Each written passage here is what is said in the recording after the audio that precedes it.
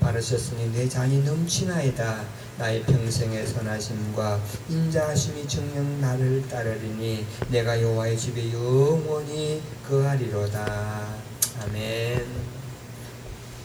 지금도 살아 역사하셔서 우리들의 생사복을 주관하시는 아버지 하나님 감사를 드립니다. 저희들 시간대 많고 많은 사람들 중에서 저희들을 이 시간 불러주셔서 주님 앞에 머리를 조아려 예배드리게 됨을 감사를 드립니다. 이 시간 마음과 뜻과 정성을 다 모아서 아버지께서 기뻐 원하시는 산제사를 드릴 수 있도록 이 시간 함께하여 주시옵소서.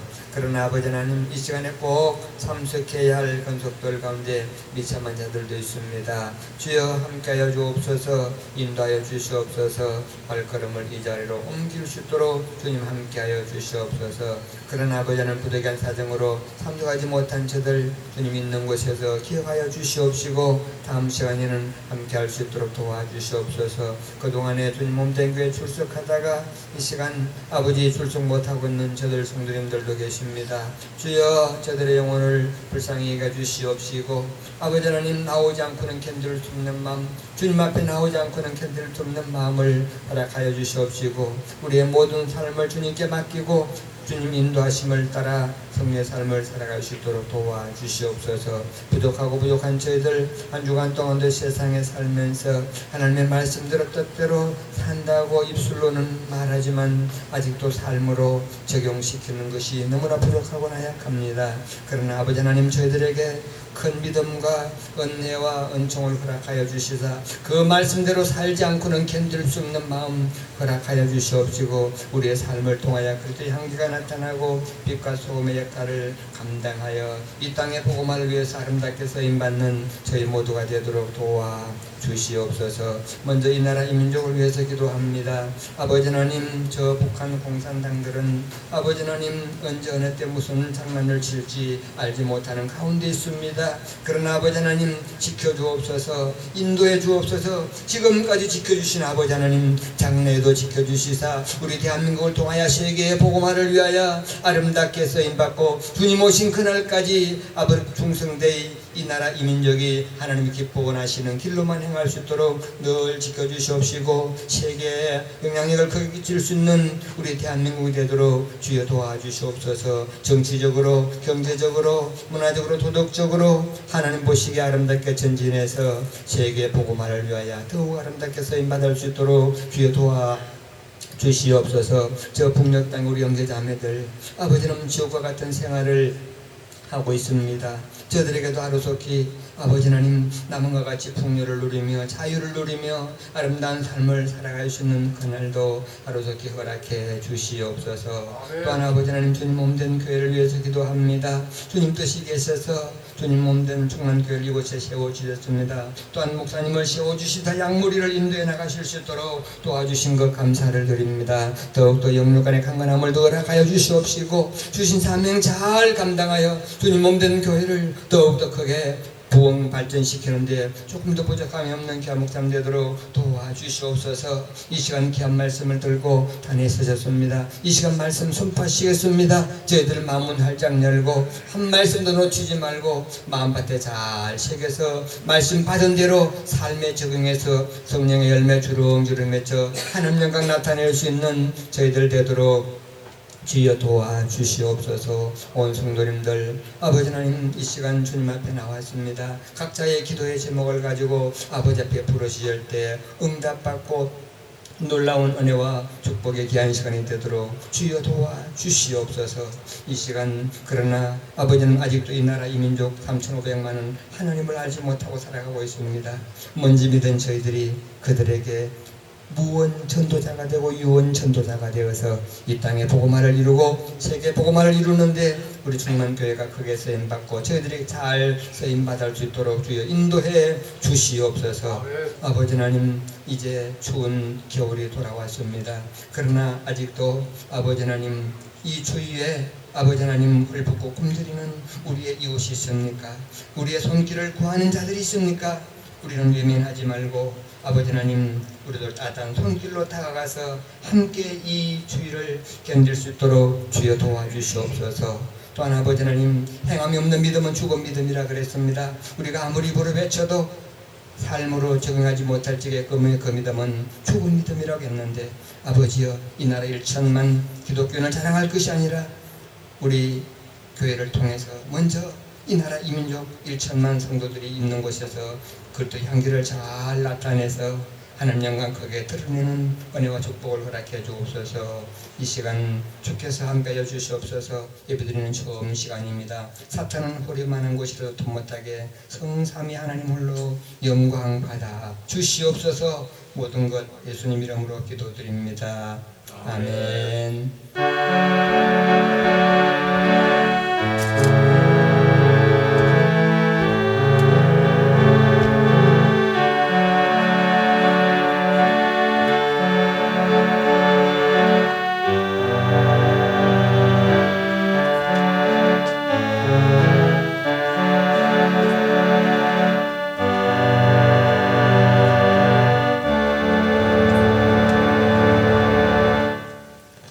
말씀 보시겠습니다. 고린도후서 4장 16절에서 18절 말씀은 신약성경 290면 정도가 되겠습니다. 신약성경 고린도후서 4장 16절에서 18절 말씀까지 공독해 올리겠습니다. 그러므로 우리가 낙심하지 아니하노니 그 사람은 후패하나 우리의 속은 날로 새롭도다. 우리의 잠시 받는 환난에 경한 것이 지극히 크고 영원한 영광에 중한 것을 우리에게 이루게 하매니 우리의 돌아보는 것은 보이는 것이 아니요 보이지 않는 것이니 보이는 것은 잠깐이요 보이지 않는 것은 영원함이니라.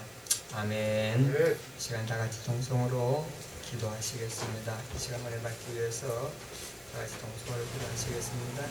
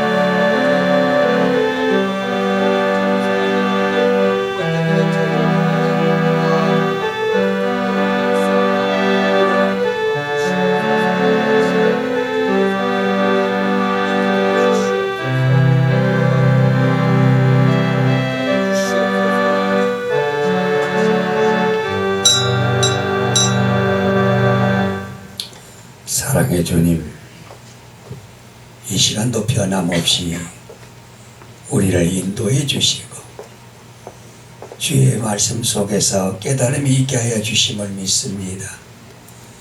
한마디 한마디가 우리의 삶이 매일같이 새로워지게 하여 주시고 새로운 삶 속에서 기쁨을 영위하며 기쁨 속에서 날로 날로 축하함 속에 사는 우리 모두가 되게 하여 주시고, 그래서 우리의 건강 문제, 우리의 가정 문제, 사업 문제, 가족 문제, 이 모든 것들이 잘 풀리게 하여 주셔서 하나부터 10까지 하나님께 감사할 것만 넘치도록 도와주시옵소서. 예수님의 이름으로 기도하옵나이다. 아멘. 주보를 보십시다. 주보에 보면 제목이 나는 매일 새롭다. 주님은 내가 지금 이 순간에도 늙어가고 있다는 것과 언젠가는 백발 노인이 되어 모든 것을 두고 떠나야 한다는 것을 알게 하여 주옵소서. 내가 나이가 들어갈수록 모든 문제와 상황에 대하여 일일이 다 충고해 주어야 한다는 치명적인 습관을 멀리하게 하여 주시고, 모든 사람들의 일을 내가 다 바로 잡아줘야 한다고 애쓰지 않게 하소서. 주여, 생각을 깊게 하되 침울하지 않게 하여 주시고, 남을 도와주되 나서지 말게 하소서. 주님, 나에게 저장된 지혜의 보물을 사용하는 것보다 나에게 정작 필요한 것은 인생의 황혼기에 삶을 나눌 몇몇 친구라는 사실을 깨닫게 하옵소서. 주여, 마음이 사소한 것에 머물러 있지 않도록 도와주시고, 약자였을 때 외치며 하려고 했던 것을 상황이 바뀌어도 끝까지 실천할 수 있는 용기를 주옵소서. 육체적인 연약함을 아픔으로 동정을 구하지 않게 하시고, 고통이 커지고 아픔이 반복되더라도 날마다 더 익숙하도록 도와주소서. 하나님, 기억력이 언제까지나 지속되기를 간구하지 않습니다. 다만 나의 기억들이 다른 사람들의 기억과 일치하지 않을 때 나에게 겸손함을 더해 주시고 교만한 마음이 사라지게 하옵소서. 주여, 때때로 오해하는 교훈이 무엇인가를 깨닫게 하시고 무지한 나를 변함없이 사랑하시는 당신의 은혜를 체험케 하소서. 나의 삶이 성자되기를 원치 않습니다. 그렇다고 힘술 맞고 고집센 노인돼도 원치 않습니다. 그것은 둘 다 내 삶이 아니기 때문입니다. 주여, 나의 삶은 당신을 통해서만 설명될 수 있고 나타낼 수 있음을 고백하게 하옵소서. 하나님, 마지막 한 가지 부탁은 희망을 잃어버린 사람들에게 내 인생의 촛불이 꺼져가는 그 순간까지 나를 포기하지 않는 주님을 끝까지 사랑하는 삶이 되게 하소서. 아멘. 사람이 나이가 들면 언젠가는 늙어갑니다.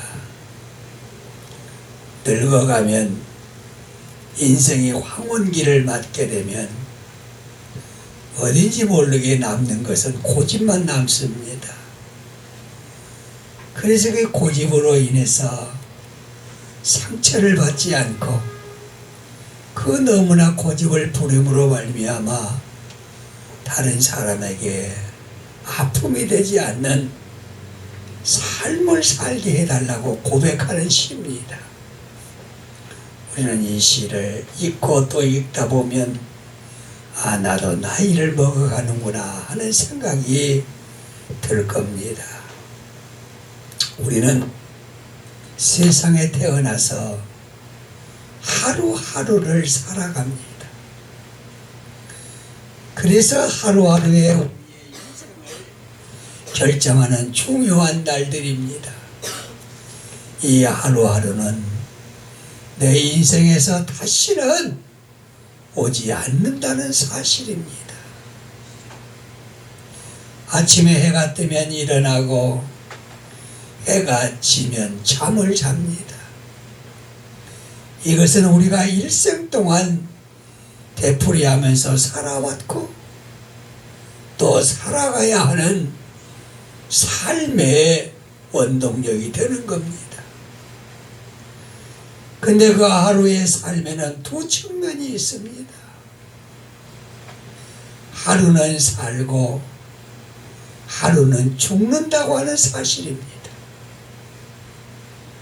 매일매일 삶과 죽음이 교차한다는 것이지요. 그래서 옛날 노인네들이 인사할 때, 노인들에게 인사할 때 밤새 안녕하셨습니까? 밤새 안녕했다고 하는 말은 그 속에 큰 심오한 뜻이 담겨져 있습니다. 그래서 우리의 삶은 아침에는 살았다면 저녁에는 죽은 삶과 같다는 거예요. 그러므로 매일의 삶을 어떻게 사느냐가 가장 중요한 겁니다. 어떤 사람들은 날마다 죽어가는 것만 생각하며 허무하게 인생을 끝내는 사람들이 있습니다. 그런가 하면 날마다 새로운 삶을 생각하면서 일생을 희망차게 살아가는 사람도 있습니다. 그래서 우리는 매일 새로운 생명으로 살아가는 위대한 그리스도인이 되어야 될 줄로 믿습니다. 우리가 이 세상을 살아가면서 낙심될 때가 많이 있습니다. 낙심은 의욕을 상실해서 힘이 쭉 빠지는 것을 의미하지만 사실은 죽음으로 나아가는 길목이며 인간을 죽음으로 힘몰아가는 하나의 전초전이라고 하는 사실입니다. 인간은 누구나 이 세상을 꿈과 이상을 가지고 살아갑니다. 자기 욕망을 성취하려고 몸부림을 칩니다. 인간은 누구나 이 세상을 꿈과 이상을 가지고 살아갑니다. 그러나 그 이상을 자기가 마음대로 이루지 못할 때는 몸부림을 친다는 사실이지. 그러나 그 꿈이 깨지고 어떤 욕망의 성취를 이루지 못할 때에 많은 사람들이 좌절을 하고 또 실망을 하고 자기 인생이 끝장이라는 것처럼 한숨을 쉬며 낙심하는 것을 많이 볼 수 있습니다. 똑같은 세상을 살면서도 그렇게 일생을 날마다 지친 심정으로 살아가는 사람들이 있는가 하면 그 가운데서도 활기차게 살아가는 사람들이 있다는 사실입니다.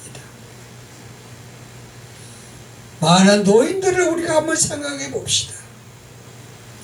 전철을 타고 동대문이나 종로 3가나 종강역 같은 데를 가보면 참 노인분들이 많이 나와 있습니다. 많이 나와 있어요. 아무 할 일 없이 벤치에 앉아있는 노인네가 있는가 하면 뭔가 그래도 내 일을 차지하겠다고 생각하고 찾아다니는 노인네들을 볼 수가 있습니다. 나이가 먹어서 내가 할 수 있는 일을 찾아서 헤맨다고 하는 것은 그것은 복입니다. 나는 어떻게 살아가고 있는가? 내가 사업을 성취하고 학업을 이루고 이 땅에서 물질의 부여를 누리는 것보다 더 중요한 것은 나는 매일매일 어떻게 살아갈 것인가에 대한 인생을 디자인, 즉 설계하는 겁니다.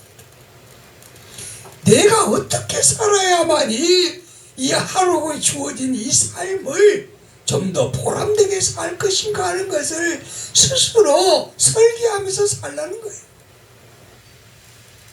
그 하루하루가 무의미하게 살면 참으로 비참한 인생의 꼴이 된다는 거예요. 그래서 나의 삶이 매일처럼 새로워지는 삶, 활력이 넘치는 삶을 살 수 있도록 남이 만들어준 것이 아니라 내 스스로가 만들어 가야 한다는 거예요. 사도 바울은 우리와 똑같은 사람이었습니다. 그도 굶주리면 배가 고팠고 몸이 아프면 신음을 했고 역경이 몰아치면 고뇌하는 하나의 인간이었습니다. 그럼에도 불구하고 그는 우리와는 전혀 다른 삶을 살았다고 하는 사실입니다. 똑같은 사람인데 왜 사도 바울은 그렇게 살았을까? 왜 나는 사도 바울처럼 살지 못하고 있을까? 하는 생각을 한번 이 시간에 해보자고 말입니다. 인생을 살아가면서 중요한 것이 하나 있습니다. 그것은 좋은 스승을 만나는 겁니다. 스승은 인생을 가르쳐주는 분이며 인생사를 가르쳐주는 분이 바로 스승입니다. 선생님과 스승은 분명히 달라요. 나의 인생의 지표와 나의 인생사를 가르쳐 주시는 분이 바로 스승입니다. 학문을 가르쳐 주신 분은 스승이 아니라 선생님이에요.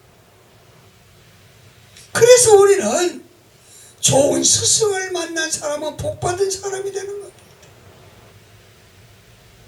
성경 가운데 많은 사람들이 있지만 우리에게 인생을 가르쳐준 분이 바로 사도 바울입니다.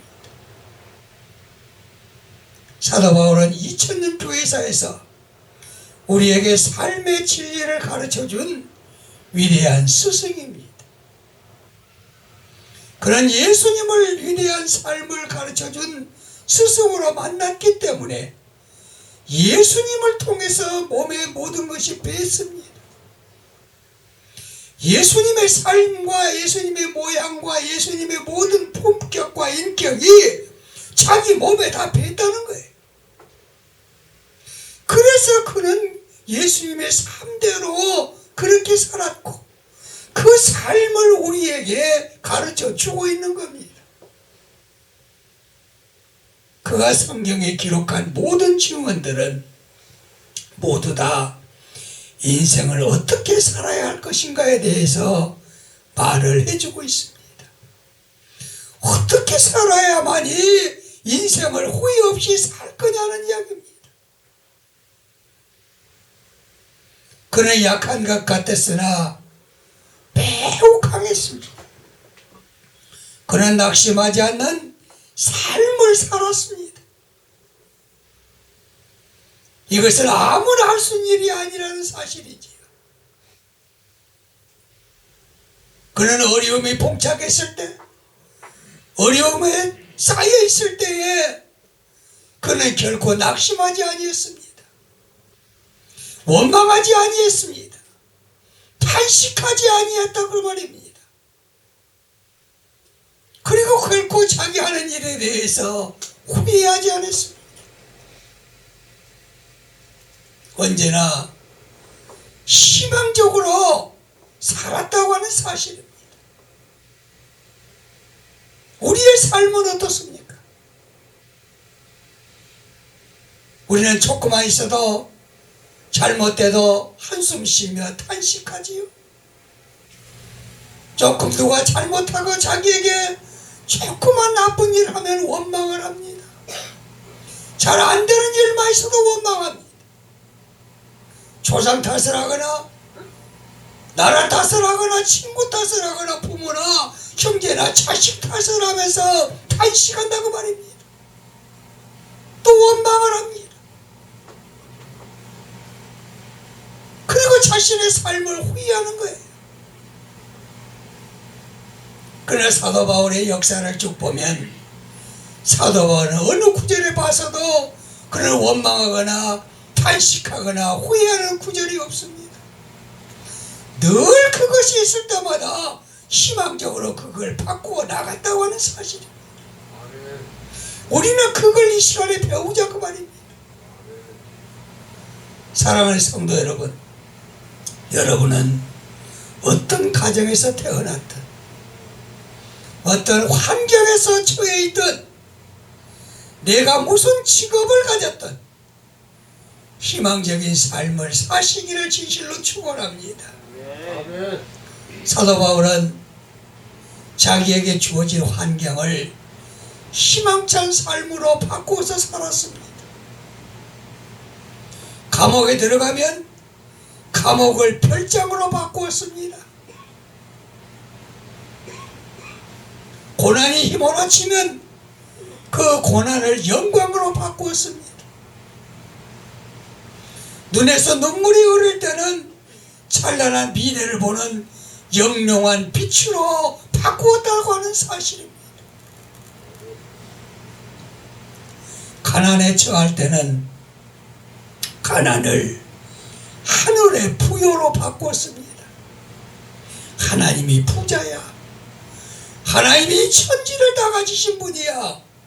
하나님을 내가 아버지로 모시는데 내가 왜 내가 이렇게 가난하다고 스스로 자포자기하는 거야? 아버지께 원하면 다 주실 텐데. 가난에 처했을 때 하늘을 우러보면서 스스로 부자를 내했다는 겁니다. 되뇌했다고 하는 사실이지. 그러면서도 사도 바울은 위대한 사람이었습니다.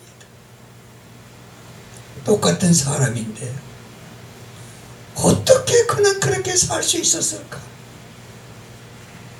그리고 날마다 자기 존재를 새롭게 보면서 살아가는 신비한 비밀이 있다면 그 비밀이 무엇일까? 우리는 한번 생각해 볼 필요가 있습니다. 고린도후서 4장 7절 한번 보시지요. 고린도후서 4장 7절, 거기에 보시면 우리가 이 보배를 질그릇에 가졌으니 이는 능력의 심히 큰 것이 하나님께 있고 우리에게는 있지 아니함을 알게 함이라. 이 말을 쉽게 하면은 우리는 이 보화를 질그릇에 담고 있다. 질그릇이 뭡니까? 질그릇은 좋은 그릇이 아니에요. 이것은 그 풍성한 능력이 우리에게서 나오는 것이 아니라 하나님께로부터 나오는 것임을 보시려는 것이라는 거예요. 우리에게 나오는 것이 아니라 하나님께로부터 나오는 것을 우리 스스로가 느끼자고 말이에요. 그런 질그릇 속에 보배를 가졌습니다. 질그릇 속에서 보배를 그는 발견했다는 거예요. 4장 10절 한번 보세요. 고린도후서 4장 10절, 4장 10절입니다. 우리가 항상 예수를 죽인 것을 몸에 짊어지면 예수의 생명도 우리 몸에 나타나게 하려 함이라. 이 말이 무슨 말인가? 우리는 예수님의 생명이 우리 몸에서 나타나도록 하기 위해서, 예수님의 생명이 우리 몸에서 스스로 나타나도록 하기 위해서 항상 예수님의 죽으심을 우리 몸에 짊어지고 다닌다는 거예요. 우리 몸에 항상 짊어지고 다니면 그것이 예수님의 생명이 다시 우리를 통해서 나타나신다는 사실입니다. 사도 바울은 예수님의 죽음을 나의 죽음으로, 예수의 생명을 나의 생명으로 가진 것이 그 값인 보배였다고 그는 고백하고 있습니다. 그래서 그는 이 보배를 질그릇에 가졌기 때문에 사방에 우겨쌈을 당하여도 쌓이지 아니하며 답답한 일을 당하여도 낙심하지 아니하며 핍박을 받아도 버림받지 아니하며 꺾으림을 당하여도 망하지 아니한다고 4장 8절에서 9절까지 말씀하고 있습니다. 다시 한번 봅시다. 고린도후서 4장 8절 9절 읽습니다. 다 같이 한번 읽어보시죠. 시작. 고린도후서 4장 8절에서 9절까지 시작. 우리가 사방으로 우려쌈을 당하여도 서리지 아니하며 핍박한 일을 당하여도 생각하지 아니하며 핍박을 받아도 어려움을 받지 아니하며 부끄럽게 당하여도 망하지 아니하며. 예, 그렇죠.